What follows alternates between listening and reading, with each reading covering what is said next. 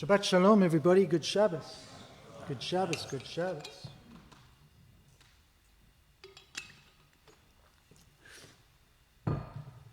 So while we were going through our week, I was thinking about an event that happened on Tuesday evening where I had the chance to meet an amazing group of people. I think a group of 8 educators from Israel, up from the Galilee, the north of Israel, called the Galilee Dreamers. Why are they the Galilee Dreamers? Well, of the group of 8, 5 of them are Jewish, 2 of them Israeli Arabs, Muslims, 1 Israeli Druze. And why are they here? They're here to teach about the way that they teach.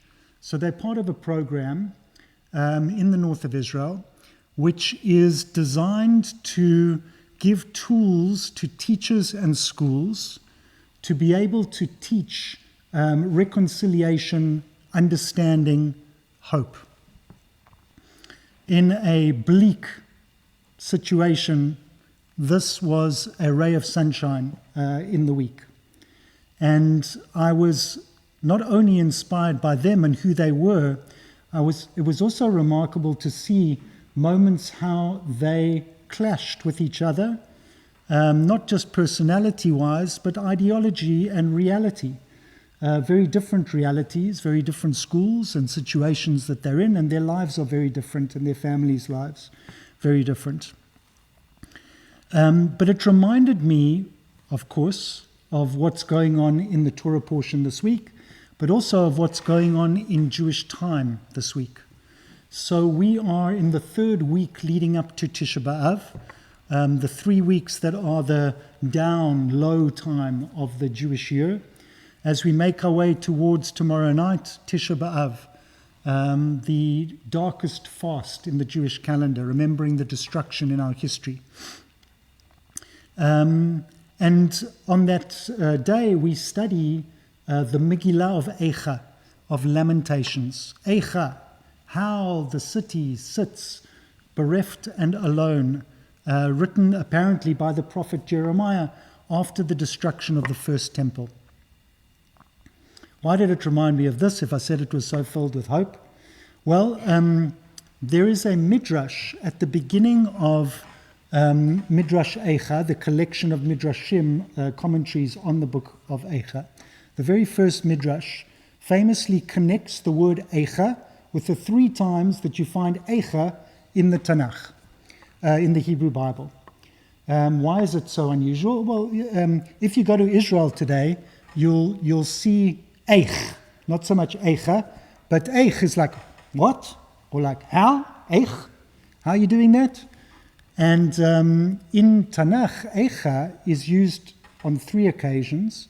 1 in our Torah portion this week, the Torah portion of Devarim, the beginning of Moses' speeches, which is always studied and read on the week before Tisha B'Av. What does Moses say? Moses is reminding the children of Israel of the 40 years of backstory that have led to this moment. He's like, Eicha, how could I, my one single person, how could I look after all of you? How could I hold the burden of all of your struggle? Me, one person alone. That's his Eicha. You could say it's existential Eicha.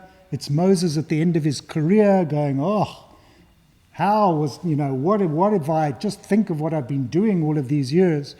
And knowing, of course, that he's not going to continue. This is the end of the line for him. Might be that. Or it might be him, Moshe Rabbeinu, Moses the teacher, passing on to the children of Israel that no leader, single leader, can ever fully hold a people. You need systems and teams and structures to be able to take followers anywhere. So that's Moses' Eicha. There are 3, I said. The second Eicha is this week's Haftarah. So tomorrow morning in Shul, we will hear the words from the beginning of the book of Isaiah, from the prophet Isaiah. who lived before the destruction of the first temple, but who already prophesied the destruction of it. So Isaiah, as all good prophets do, is looking at what's going on in society around him at the time, and he's saying, Shmendrix, wake up, because if you don't sort this stuff out, you are toast. Your society, which should be the leading moral society of the world, is corrupted. I look around in Jerusalem and I see not the great, incredible moral leadership of the world. I see murderers, says Isaiah. Eicha, how is it possible? How can this be Jerusalem? And he calls out, change, turn, sort your stuff out, or else there will be disaster. It's kind of like, what was that movie about the asteroid that was about to hit Earth? Don't Look Up. Did everyone see that movie? Isaiah chapter 1 is like the Don't Look Up movie in Isaiah form. You can see it's coming. You need to do something about it. That's Isaiah's Eicha. So what's the third Eicha? The third Eicha is the beginning of the Eicha, the book of Lamentations that we read tomorrow night and Sunday, which says, Eicha Yashav, how does the, so the Eicha can be how, it can be alas, oi. Eicha, how is it possible that this city that was once so fair and so important can sit alone amongst the nations? Jeremiah is talking after the destruction of the temple by the Babylonians in 586 BCE. So the Midrash pulls together so elegantly three moments in Jewish history. The first, before the Israelites cross over into the Promised Land, maybe the height of their journey, having spent 40 years in the divine presence in the desert, being fed by manna in God's presence, a cloud leading them. First Eicha. Second Eicha, Isaiah in the Promised Land, looking around and saying, this is not what you are supposed to be doing. This is not the Or L'Goyim, the light to the nations that you are supposed to be. This is not the Israel of Avram and Yitzchak and Yaakov and Sarah and Rivka and Rachel and Leah and Moshe Rabbeinu. Turn away and fix it before it is too late. That's the second point. And the third is just agony. The book of Eicha is a lament. It is a cry. It's hard reading. But it's Shabbos. And I told you there was hope. So, I found in this group of 8 educators something that you don't hear about in the media, and you don't read about, doesn't matter which media you're consuming. People on the ground, small people on the ground, doing small things that will change, I don't know how many lives. A teacher in a classroom, 20, 30, 2, 1, maybe more. But if that teacher's able to connect with another teacher, and that class, and maybe that school, and maybe the next year, and the next year, real change can happen in small ways. People can learn not to hate. People can learn to see people, whatever the politics of the day. And that gave me hope.